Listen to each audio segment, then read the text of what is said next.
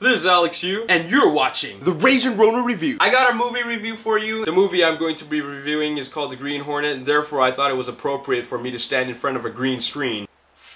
Or maybe I could stand in front of a Hornet. Or Bruce Lee.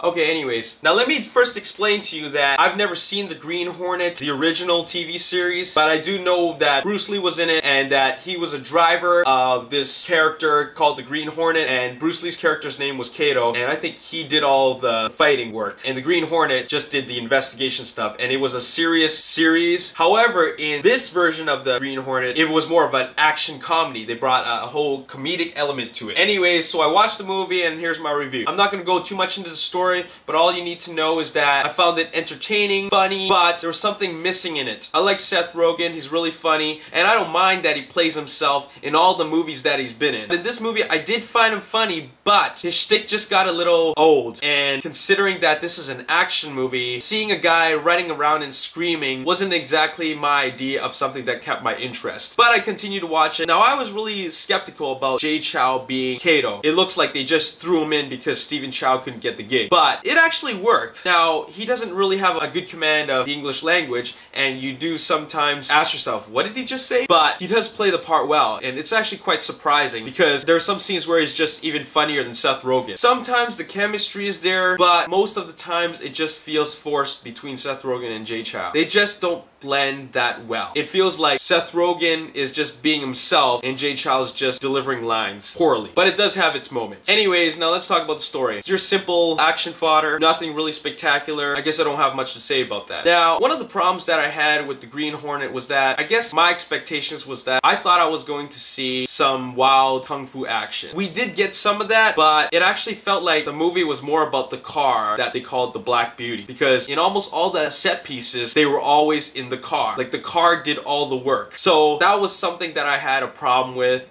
because I really thought that we'd see more martial arts action from Jay Chou. So that's what I expected. Now let's talk about the movie being in 3D. Did it need to be in 3D? Not really. But it was still better 3D than a lot of other movies that were post-converted into 3D. For example, Clash of the Titans, that was really sloppy. They did a better job in this one than a lot of other ones that are in live action. It wasn't as good as Piranha 3D, because in Piranha 3D, the 3D that they used was very gimmicky. They constantly threw stuff at you, so you'd be like going, like, you know, dodging stuff, right? But it wasn't about that in the Green Hornet. It was almost like a cash grab, you know? Like, it really didn't need to be there. But I'm not saying it was bad. It was just better than a lot of other movies that I've seen with the 3D post-conversion process. Nothing really jumped out at you. But I will say that it worked when Kato was using his Kato vision. That was really cool, actually. The 3D did work, and it did have a very positive effect whenever he went into Kato vision mode. But that was only for 2 scenes in the movie. Now let's get down to what I really think about the movie. Do I recommend it? I would give it a rental and wait for DVD or Blu-ray. It was good to kill 2 hours, but I'm not gonna jump at you and start telling you that you have to go see it in the theaters. It was fun and entertaining for what it's worth, but really it's just standard action fare, and you're not gonna lose sleep over not watching it. I'm gonna give it 6.5 out of 10. You know what? Actually, the 3D worked really good on the closing credits. And also what was really cool was that they did pay homage to the original. I'm not gonna spoil it for you how they did that. You're gonna have to watch it yourself. But once again, like I said, you don't have to go running to the theaters to go watch it based on my recommendation. And that's all I really have to say about the Green Hornet. 6.5 out of 10. Give it a rental. This is Alex Yu, and thanks for watching the Ragin Ronin review. Peace! Finally, it's here, and I was first in line on the Saturday afternoon showing. So I go watch it, and... Okay, anyways.